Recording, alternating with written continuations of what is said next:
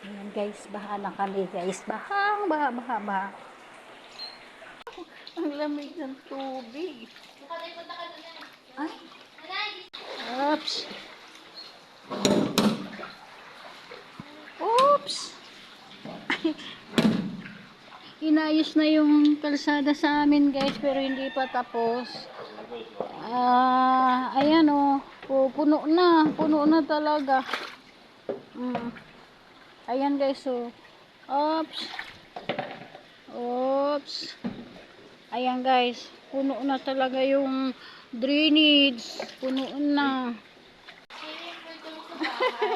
Uy, parang swimming pool na dito Pati dito sa, ayan, dito yan sa garahe namin. Ayan guys, baha. Pupunta tayo dito sa likod ng aming bahay. Ganun talaga guys, talagang bahang-baha talaga sa amin. Ayan guys, oops. Oop. Ayan, naku, yung aming washing. Oops. Ayan. O yun guys, hanggang doon siya baha.